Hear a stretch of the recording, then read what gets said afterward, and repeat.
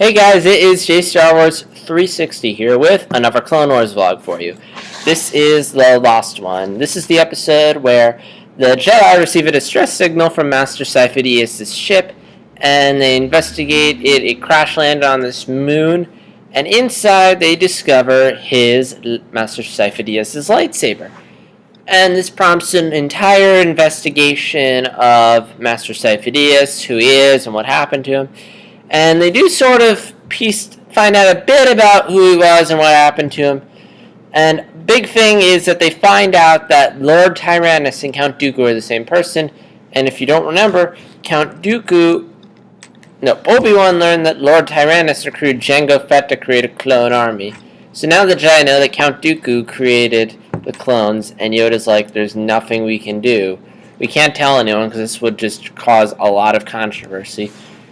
We can't stop using the clones if they are part of Dooku's play, because if we stop using the clones, then we lose the war. So the only thing we can do right now is play Dooku's game and hope we can end the war before whatever Dooku's plan is can be initiated. This was a pretty good episode. Yeah, never thought you'd hear that. I actually really like this episode. Because, for one thing, Master Sifo-Dyas was one thing that was really unclear in the Clone Wars. And what I mean by that is, hold on a second. Sorry, something was distracting me. But anyway, so, in Attack of the Clones, we learn about this Master Sifo-Dyas who ordered the clones, but we never really learned who he is, what happened to him. I mean, I always just assumed that Palpatine or Dooku ordered the clone army and they just used the name of this Jedi so no one would be suspicious or anything. But here we actually learn who he was and what happened to him, and I thought that was really interesting. That's something that's never been explored before in Star Wars, and it was really interesting to learn who this guy was and what happened to him. And I really like the Jedi just going around discovering it, because we're discovering it too. This isn't like the Order 66 arc, where we pretty much know mostly everything, and the Jedi are baffled by everything, but we aren't. Here, we're just as puzzled as they are, so it works. Now, for granted, I do feel like I didn't really quite get most of the Sifo-Dyas stuff. It did get a little confusing, like we had these conflicting stories and stuff. I mean, I got the gist of it, but it was just really complicated. IGN pointed this out, and I kind of agree with them, which is that they crammed so much plot into, one episode, exposition to one episode. Maybe they could have spaced it out over multiple episodes, because this is a one-episode story, which is weird for Clone Wars. And I'll talk about this a bit later, but yeah, they crammed so much information to these 20 minutes. But yeah, it was really interesting to learn that Sifo-Dyas, he did have a vision the Republic was going to need an army, and that he left the Jedi Order. And it would make sense that he joined with Dooku. I mean, because Dooku wasn't entirely with the Jedi, agreed with the Jedi either. And, when Dooku proposes the idea of creating an army for the Republic, Sifo-Dyas would be for it. And we did learn in the Order 66 arc that Sifo-Dyas, when he learned about the clones and how they had this chip in their brain that would cause them to hold the Jedi, he was against. So I'm going to assume that's why he was killed, because he found out about the chip. And when he found out Dooku was acting in the interest of the dark side and he wasn't acting in the interest of the Republic, that's probably when he rebelled and Dooku killed him. So let's see.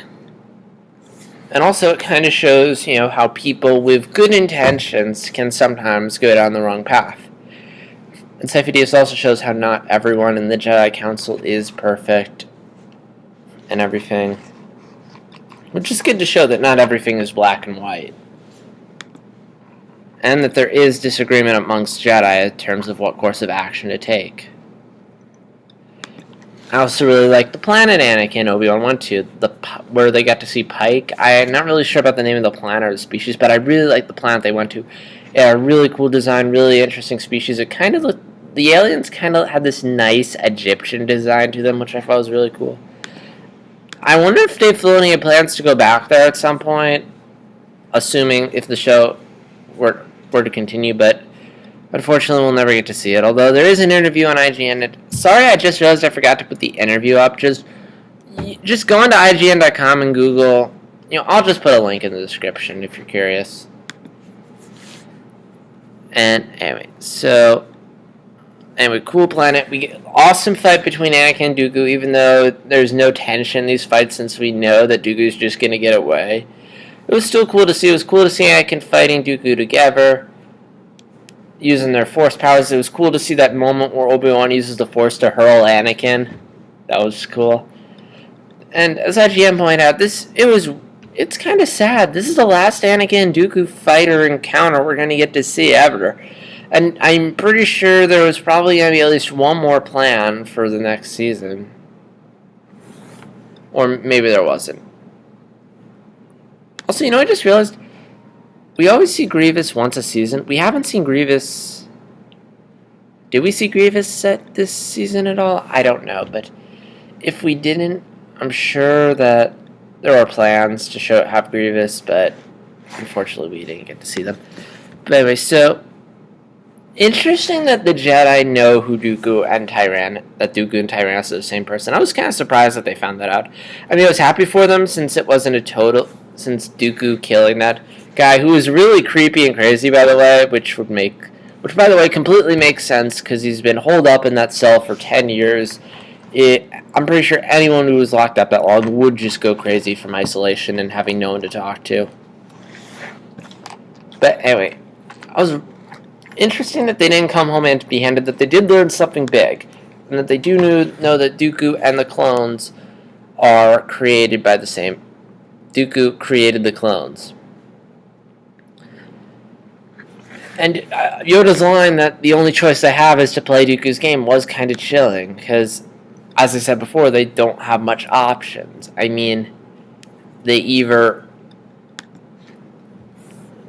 There's essentially two things they can do. They could just stop using the clones altogether. But at the same time, they need the clones. They need this army to help maintain the war effort. And if they just abandon the clones, then they'll lose the war. And they'll be screwed. So they can't do that. But at the same time, they can't entirely use the clones because, again, there's a danger there. So they're sort of trapped. And Yoda realizes this and that they don't have any options. They're kind of trapped. Although it's kind of tragic because we know what's coming and we know the Jedi are screwed. Assuming you've seen Revenge of the Sith, again, sometimes when Filoni's writing this, I wonder if he's writing this assuming everyone's seen Revenge of the Sith or if people haven't. He says he's writing it he keeps in mind some people haven't seen Revenge of the Sith, but at this point I think most people have. And yeah, so I don't have much else to say on the episode. The next few things I have to say, once again, are just really tiny details that I really don't have any other place to say them in the vlog. Number one is Tim Curry as Palpatine. I said I was a little skeptical of him before, but I'm kind of okay with it now. I've gotten used to the voice, and also considering Tim Curry has voiced bad guys before, I was watching Nostalgia Critics Disney Afternoon, and Tim Curry did voice the villain there, and he did mention that Tim Curry voices villains a lot, so knowing that, it does kind of make sense that he'd voice the bad guy. And he also voiced he voices that transvestite from Rocky Horror Picture Show who's the bad guy. Let's see. There was also a kind of chilling scene where Palpatine chokes Dooku when he's talking to him on the hologram. I thought that was kind of creepy. Because, that's how powerful this guy is. He can just talk, he can strangle him through a hologram. Now, for granted, he did see him, so he could, maybe if you just see someone, you can use the Force on them, but we haven't seen much like that, except for Empire Strikes Back, when Vader's talking to people on the monitor, and he's strangling them, but even then, it's they're on another part of the ship. Here, Palpatine's strangling someone who's, on another planet, millions of miles away.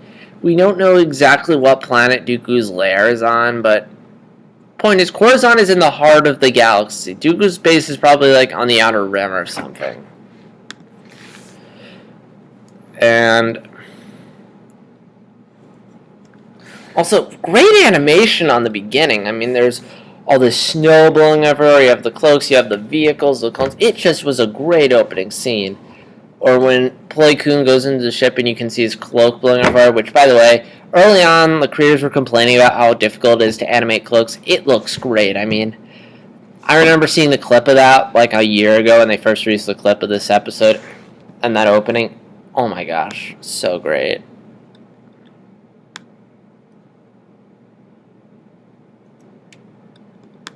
Also, IGN pointed this out. I think I noticed it, but I really didn't pay much attention to it.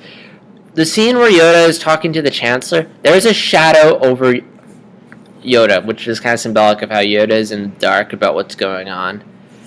And also, kind of it was nice aging. And speaking of this conversation, I just realized we haven't had a one-on-one conversation between Yoda and Palpatine at all in Star Wars. Or we do, but that's when Yoda knows he's the Emperor. This is before he knows he's the Emperor. And Yoda is kind of suspicious of Palpatine. I mean, I don't think he knows to what extent Palpatine's powerful, but he does seem to suspect that Palpatine, there is something off about him. And again, there are a couple more things IGN point out that I completely agree with. I know, me agreeing with IGN. But, they're actually making legit points. Like, again, the fact that they did cram so much into this one episode, and maybe this show could have benefited from having, like, making it 2 episodes, because it's weird seeing a self-contained episode, an episode that is just one story on its own, because usually in Clone Wars we get all the stories are like multiple episodes, and it's very rare that we get an episode that just stands on its own. Although, who knows, maybe Filoni had plans to explore Sifo Dyas further later down the road, but unfortunately he never got the chance to, the show being cancelled. Because that's the thing, like, Clone Wars is one of those shows where stuff will a lot of times things will come back, characters will come back, plot elements will be resumed.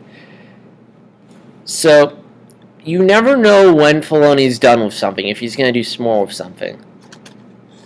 So I'm sure Filoni had plans to bring a bunch of other stuff back, both in this season and the next season. And Season 8, if he was going to take it that far, although I'm pretty sure he was going to make it 7 seasons, since it's very clear we're close to Revenge of the Sith. I mean, he seems to be winding down the show, killing off characters, tying stuff into Revenge of the Sith. But, oh well. And, also, surprised no one made the connection once they learned that Dooku had created the Clone Army. Again, something IGN pointed out. Dooku, but no one made the connection between what happened to Tup and Fives and the information that Dooku created the clones. I mean, wouldn't it make a bit more sense, the whole conspiracy about how the clones are engineered to kill the Jedi, knowing that Dooku created it? I mean, but again, that's the one annoying thing about these kinds of episodes, that the Jedi can find stuff out, but they kind of their intelligence has to be nerfed because they can't figure everything out, because they can't know about Order 66 and all this stuff. But again, that's just sort of Filoni struggling to do the best he can with trying to have all these big plot elements, but at the same time he has to keep in mind Revenge of the Sith. So yeah, again, overall I really enjoyed this episode. I mean, it was a little complicated. I'm kind of surprised that they didn't stretch this out over multiple episodes, but it was still really enjoyable. This is like, one of the few. This episode does sort of make the bonus content worth it, and yeah, I don't have anything else to say except that I'm really looking forward to the Yoda arc, which is the last 3 episodes. Kind of sad that the show's coming to an end, but more on that when we actually get there. And it's also kind of fitting since the first episode of the Clone Wars was about Yoda, so it's only fitting that we end with Yoda. So, until then, this is J Star Wars 360, and may the Force be with you.